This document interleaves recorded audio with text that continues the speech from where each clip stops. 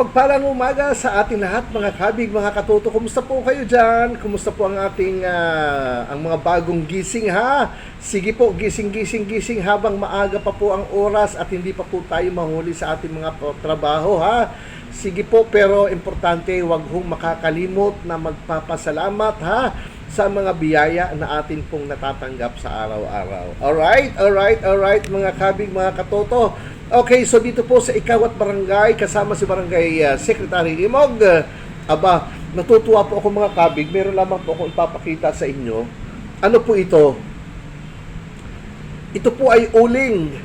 Ano ho? So, noong unang tingin ko, akala ko talagang uling naman talaga siya. Pero ibig sabihin, yung hitsura niya, uling mula sa isang punong kahoy, di ba? So, ganito po, may butas pa doon sa loob.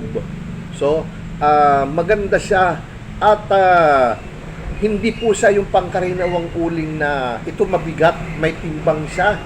Siguro mga 15 milligram, mga ganon, ano ho? Hindi ko alam tansyan. Mabigat, siguro mga 1/4 siguro, or 1/4, tama ba? Mabigat po siya ang ganito, no? So, uling po ito. At syempre, alam naman po natin kung saan ginagamit ang uling, sa pangluto. Ano po, mga kabig, sa pangluto. Ito po, syempre, kasi uling, so magagamit po siyang pangluto. Ang kaibahan lang po nito ay hindi po siya po pwedeng gamitin na direkta doon sa iluluto mo. Halimbawa, barbecue. Diba? Yung mga inihaw na isda, inihaw na baboy halimbawa, no? Hindi po siya po pwedeng direktang ihawin mo rito. Ano ho? Bakit kanyo?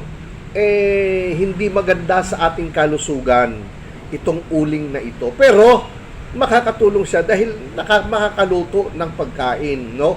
Pwede po siya gamitin na pangluto. Siyempre gagamit ka ng kaldero, gagamit ka ng kaserola, gagamit ka ng kawali. Pero ulit, kung ito'y gagamitin pong direkta na mag-iihaw ka gamit itong uling na ito, ay hindi po pwede dahil sakit po ang ating makukuha. Bakit sakit? Dahil itong uling na ito ay may mataas na lead content. Ano ho? May lead content po ito na hindi ho po pwedeng direktang gamitin natin, no, doon sa ating pag-iihaw-ihaw. Po pwede po siya doon sa gagamit ka ng kaserola, gagamit ka ng kaldero, ng kawali. Pero ang kakaiba din po sa kanya, no, ang kaiba po rito sa kanya dahil siya po ay hindi yung nagbabaga. Hindi po siya nagbabaga, ganyan lamang po siya.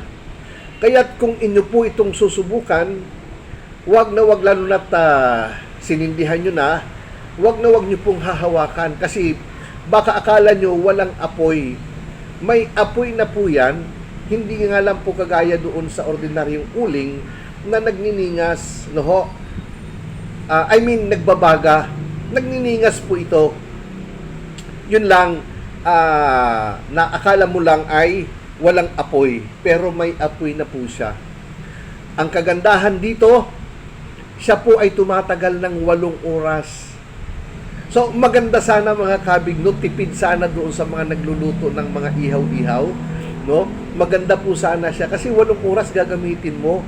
'Di ba? Ang laki ng pakinabang, ang laking katipiran, no, doon sa mga nagninegosyo ng ihaw-ihaw. Ang problema nga lang, ito pong uling na ito ay mataas ang lead content, no? So hindi po siya direktang pwedeng gamitin na pangluto doon sa mga ihaw-ihaw.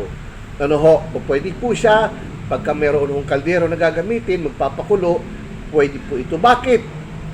At saan po ba ito galing, tong uling na to?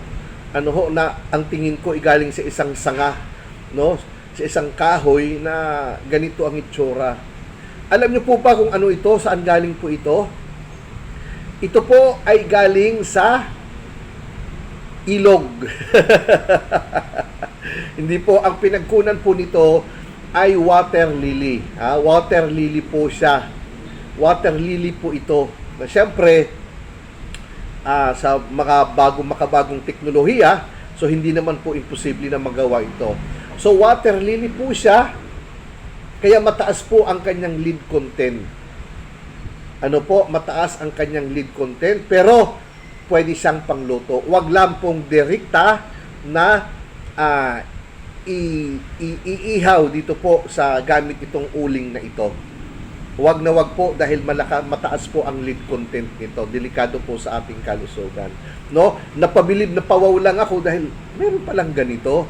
No? Ito po ay bigay po ng MMDA na sila yung nagfa-facilitate yata na para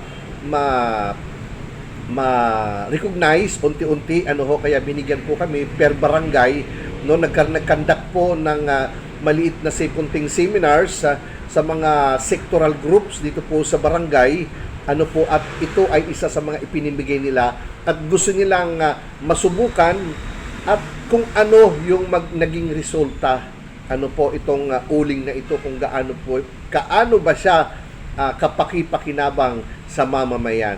Sabi ko nga, kung yung gamit, kung paano siya gamitin, talagang kapaki-pakinabang dahil 8 oras mo siyang gagamitin, no? Ang problema nga lang, hindi po siya po pwedeng direktang dito ka magluluto or dito mo iihawin. Bawal po mga kabig.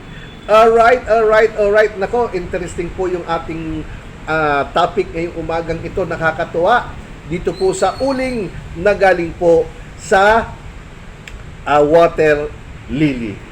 Alright mga kabig, kung kayo po ay may komento, may masasabi sa ating pong napag-usapan ngayong umagang ito, mag-comment po, mag-like, mag-share, at higit sa lahat, mag-subscribe. Okay po ba mga kabig ha? Mga kabig, mga katoto, maraming salamat po sa inyong lahat.